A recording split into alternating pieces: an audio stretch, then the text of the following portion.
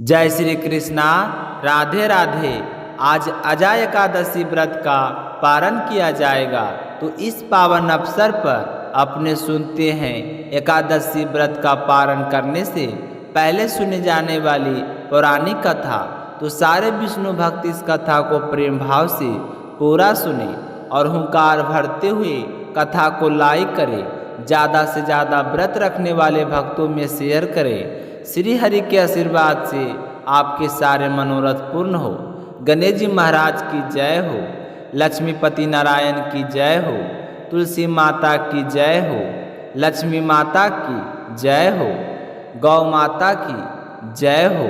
हमारे इष्ट देव, कुल देव तथा समस्त देवी देवताओं की जय हो। एक बार अर्जुन ने श्री कृष्ण से निवेदन किया कि हे पुंडरीकाक्ष, आपने सावन शुक्ल की पूर्णता एकादशी का महात्म्य सुनाया था, लेकिन अब मेरा मन भाद्रपद कृष्ण पक्ष की एकादशी के बारे में जानने की उत्सुक हूँ। कृपया बताइए कि इस एकादशी का नाम क्या है, इसका महात्म्य क्या है और इस दिन किस देवता की पूजा होती है। तो अर्जुन की जिज्ञासा सुनकर श्री कृष्ण मुस्कुराए और बोले, हे पार्थ, भाद्रपद कृष्ण पक्ष की एकादशी को अजय एकादशी कहा जाता है। इसका व्रत सभी पापों का नाश करने वाला है। इस दिन भगवान श्री हरि विष्णु की पूजा करनी चाहिए। इसके प्रभाव से मनुष्य इस लोक और परलोक दोनों में सुख प्राप्त करता है। अब ध्यान पूर्वक सुनो, मैं तुम्हें इस व्रत से जुड़ी एक पुरानी कथा सुनाता हूँ। त्रेता युग में अयोध्या नगरी में सत्यवादी राजा हरिश्चंद्र राज करते थे। वे अपनी सत्यनिष्ठा और धर्म पालन के लिए प्रसिद्ध थे। देवताओं ने उनकी परीक्षा लेने का निश्चय किया।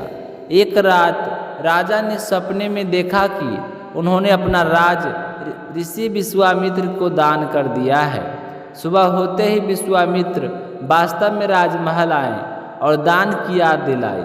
सत्य प्रतिज्ञ राजा ने बिना संकोच अपना राज त्याग दिया। फिर विश्वामित्र ने दक्षिणा मांगी। राजदान कर चुके थे, राजा के पास कुछ भी ना था, इसलिए उन्हें अपनी पत्नी और पुत्र को बेचना पड़ा। अंत में स्वयं भी बिक गए और शमशान में चंडाल के दास बन गए। वहाँ भी उन्होंने सत्य का मार्ग नहीं छोड़ा, लेकिन परिवार से बिछुड़कर वे अत्यंत दुखी रहते और सोचते, क्या सत्य बोलना पाप है कि मुझे इतने कष्ट झेलने पड़ रहे हैं। एक दिन महर्षि गौतम उनके पास आए और दुखी राजा के कारण पूछा। राजा ने अपनी सारी आपबीती सुनाई। गौतम ऋषि ने कहा, हे राजन, तुम्हारे दुखों का अंत संभव है। भाद्रपद माह की कृष्ण पक्ष की अजय एकादशी का व्रत श्रद्धा से करो। रात्रि में जागरण करो और श्री हरि से प्रार्थना करो कि इस व्रत के प्रभाव से तुम्हारे समस्त पाप नष्ट हो जाए और परिवार से मिलन हो। तो राजा हरिश्चंद्र ने व्रत की प्रतिज्ञा ली और विधि पूर्वक अजय एकादशी का उपवास किया। व्रत पूर्ण होते ही स्वर्ग से पुष्पों की वर्षा होने लगी। देवताओं के नगारे बज उठे। राजा ने देखा कि उसकी पत्नी और पुत्र राजसी वस्त्रों में उसके सामने खड़े हैं और साथ ही समस्त देवता प्रकट हुए। तो राजा हरिश्चंद्र पुनः अपने राज सहित परिवार को प्राप्त कर सुखपूर्वक शासन करने लगे और अंत में वैकुंठ धाम को प्राप्त हुए। बोलिए श्री कृष्ण भगवान की जय हो। श्री कृष्ण अर्जुन से कहने लगे, हे पार्थ, यही आजा एकादशी का महात्म्य है। जो मनुष्य श्रद्धापूर्वक उपवास करता है, रात्रि में जागरण करता है, उसके सभी पाप नष्ट हो जाते हैं और अंत में वह स्वर्गलोक प्राप्त करते हैं। इस कथा के श्रवण मात्र से ही बहुत यज्ञों का फलो प्राप्त होता है। बोलिए लक्ष्मीपति नारायण की जय हो। अब अपने सुनेंगे दूसरी कथा। पुराने समय की बात है। महानंदा नाम की एक वेश्या थी। वह गान, विद्या और निपुण और शिव भक्त थी। प्रतिदिन शिव पार्वती की पूजा करती और रुद्राक्ष धारण करती। शिव जी ने उसकी परीक्षा लेने के लिए भेष बदलकर उसके सामने प्रकट हुए। संवाद और प्रतिज्ञा के बाद शिव जी ने उसे एक रत्नजित शिवलिंग प्रदान किए। संजोगवश वह शिवलिंग अग्नि में भस्म हो गया। तब महानंद ने सत्य वचन निभाने हेतु अग्नि में प्रवेश करने का निश्चय किया। तभी स्वयं महादेव प्रकट हुए और बोले कि हे महानंदा, यह मेरी परीक्षा थी। तुम्हारी भक्ति सच्ची है, मांगो क्या मांगना चाहती हो। महानंदा ने कहा, प्रभु मुझे सदा आपके चरणों की सेवा मिलती रहे। शिव जी ने आशीर्वाद दिया और अपने धाम को लौट गए। बोलिए भोलेनाथ की जय हो। अब अपने सुनेंगे तुलसी माता की कथा।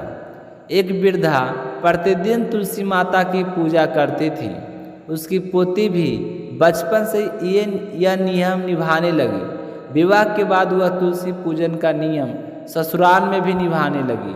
उसकी जेठानियों ईर्ष्या में तुलसी का गमला छिपा देती, किंतु वह हर हाल में खोजकर पूजा करती। एक दिन गमला जंगल में फेंक दिया। कन्या रोक कर उपवास रही। उसकी भक्ति से प्रसन्न होकर तुलसी माता ने उसके कक्ष में स्वयं प्रकट होकर गमला स्थापित कर दिया।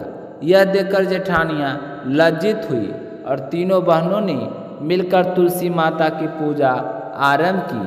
परिणाम स्वरूप घर में सुख समृद्धि और संतान की प्राप्ति हुई। तुलसी माता की जय हो। तो भक्तों, यह थी आज अजय एकादशी पारण से पूर्व सुनाई जाने वाली पुरानी कथा। जो भी इस कथा को श्रद्धा से सुनता है और व्रत करता है, उसके समस्त कष्ट नष्ट होकर जीवन में सुख समृद्धि आती है। श्री कृष्ण अर्जुन संवाद का यह संदेश यही सत्य है। भक्ति और नियम से किया गया व्रत सदैव फल देता है। बोलिए श्री हरि विष्णु भगवान की जय हो। बोलिए तुलसी माता की जय हो। बोलिए भोले शंकर की जय हो।